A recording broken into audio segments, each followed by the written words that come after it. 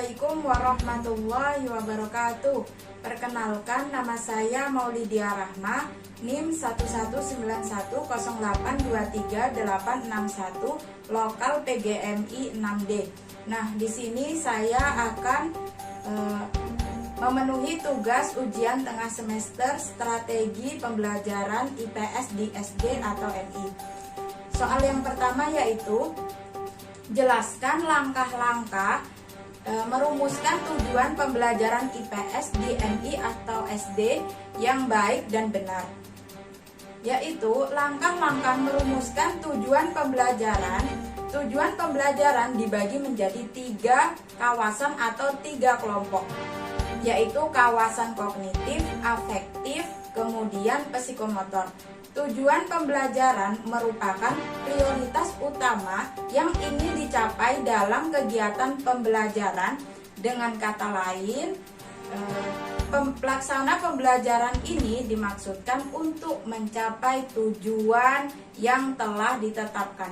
Tanpa adanya tujuan, kita tidak akan mengetahui apakah pembelajaran yang dilakukan itu berhasil atau tidak.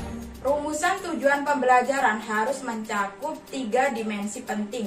Yang pertama yaitu dimensi sikap.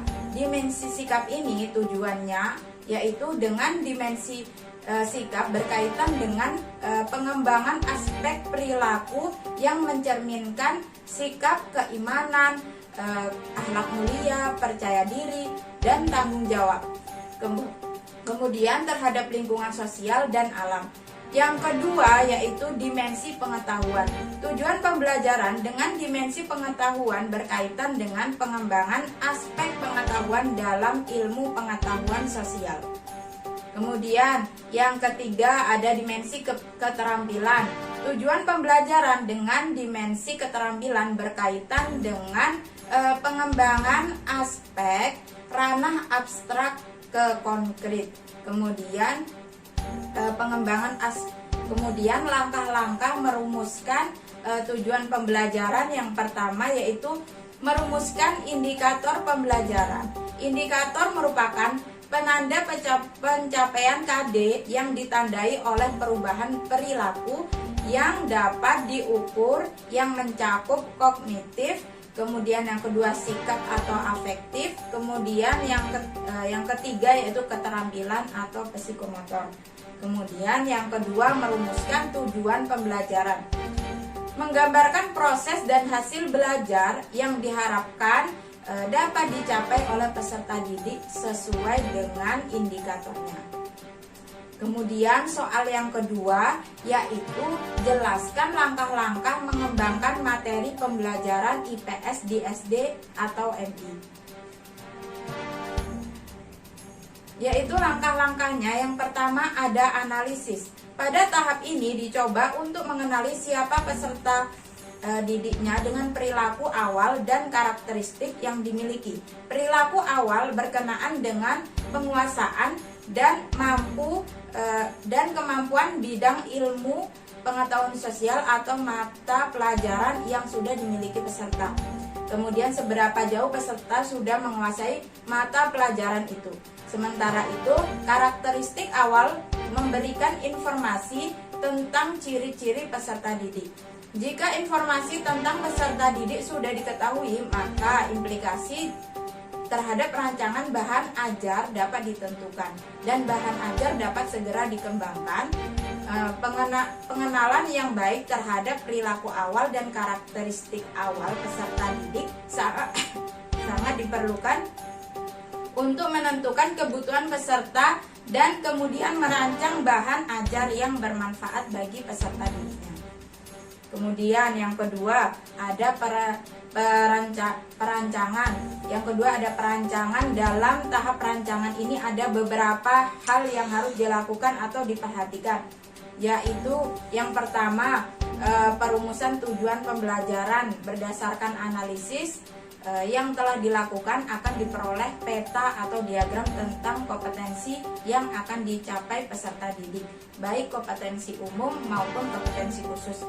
Yang kedua ada acuan utama pemilihan topik atau mata mata pelajaran adalah silabus dan analisis instruksional yang telah peserta miliki. Kemudian yang ketiga ada pemilihan media dan sumber belajar. Kemudian yang keempat ada pemilihan strategi pembelajaran.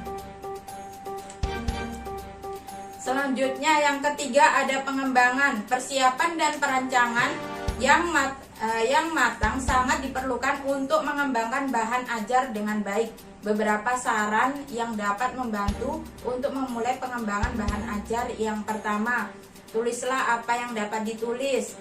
Kemudian mungkin berbentuk LKS, bagian dari penyusunan buku atau panduan praktik. Kemudian yang kedua itu jangan merasa bahwa bahan ajar itu harus ditulis secara berurutan. Yang ketiga, tulis atau kembangkan bahan ajar untuk peserta yang telah dikenal. Kemudian yang keempat, ingat bahan ajarnya atau ingat bahan ajar yang dikembangkan harus dapat memberikan pengalaman belajar kepada peserta didik.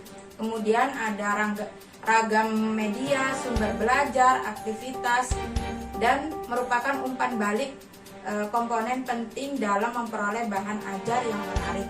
Kemudian selanjutnya ada ragam contoh, ada alat bantu belajar, ilustrasi, serta pengemasan. Kemudian yang ketujuh, gaya penulisan untuk bagian tekstual, naratif, kemudian deskriptif, argumentatif, dan perintah sangat penting agar peserta didik dapat memahami maksud dari penata. Kemudian yang keempat ada evaluasi dan revisi. Evaluasi merupakan proses untuk memperoleh beragam reaksi dari berbagai pihak terhadap bahan ajar yang dikembangkan. Reaksi ini hendaknya dipandang sebagai masukan untuk memperbaiki bahan ajar dan menjadikan bahan ajar lebih berkualitas. Kemudian soal yang ketiga yaitu jelaskan cara memilih dan mengembangkan media pembelajaran IPS di SD atau MI yang mampu meningkatkan minat belajar siswa. Pembelajaran yang efektif tentunya memerlukan perencanaan yang baik. Begitu juga dengan pemilihan media yang akan digunakan dalam pembelajaran akan membutuhkan perencanaan yang baik pula. Agar pemilihan media pembelajaran tersebut tepat, maka perlu dipertimbangkan faktor atau kriteria-kriterianya dan langkah-langkahnya. Pemilihan media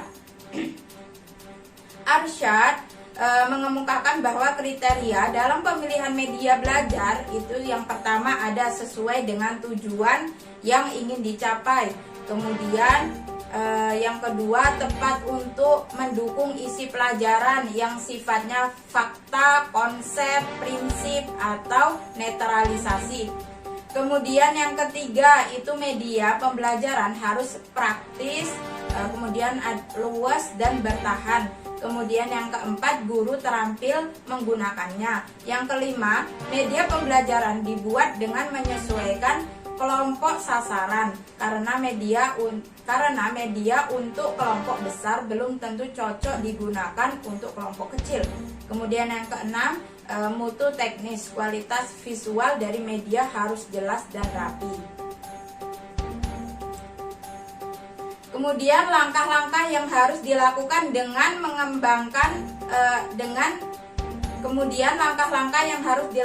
dalam pengembangan media pembelajaran yaitu yang pertama menganalisis potensi, kebutuhan, dan karakteristik siswa didik. Kemudian yang kedua merumuskan tujuan instruksional yang ingin dicapai.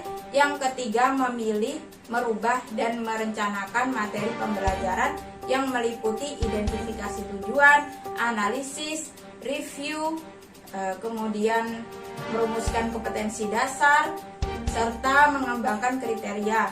Yang terakhir, mengembangkan perangkat lunak yang meliputi analisis, desain, implementasi, dan pengujian yang terdiri dari pengujian alfa dan beta.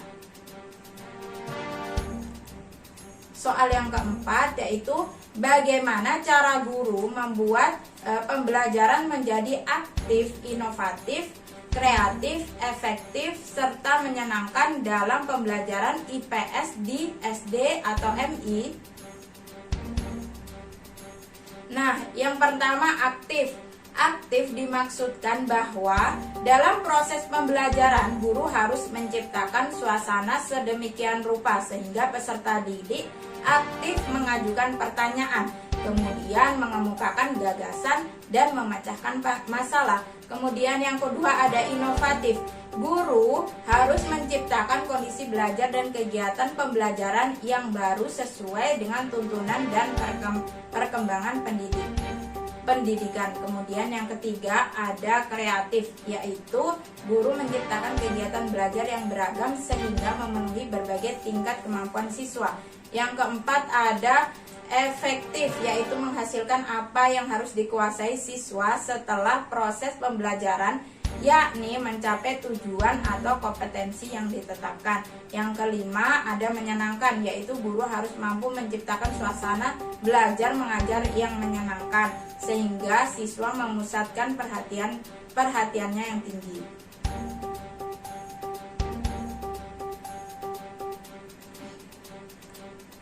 Kemudian selanjutnya, berdasarkan pengertian tersebut menunjukkan bahwa pembelajaran aktif, inovatif, kreatif, efektif, dan menyenangkan atau PAIKEM merupakan model pembelajaran yang berpusat pada siswa. Siswa dituntut untuk mandiri, aktif dalam mengikuti pembelajaran. Kemudian, sedangkan guru bertugas sebagai motivasi dan fasilitator.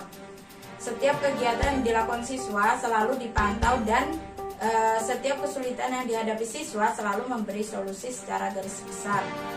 Kemudian Suparlan menggambarkan PAIKEM itu sebagai berikut. Yang pertama, siswa terlibat dalam berbagai kegiatan. Kemudian yang kedua, guru menggunakan berbagai alat bantu dan cara membangkitkan semangat, termasuk menggunakan lingkungan sebagai sumber belajar.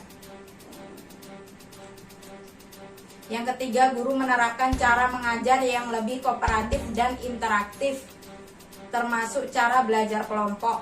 Kemudian yang keempat, guru mendorong siswa untuk menemukan cara sendiri dalam memecah suatu masalah. Kemudian soal yang terakhir yaitu jelaskan cara Anda mengelola kelas yang siswanya dominan bermain dan bertengkar satu sama lain.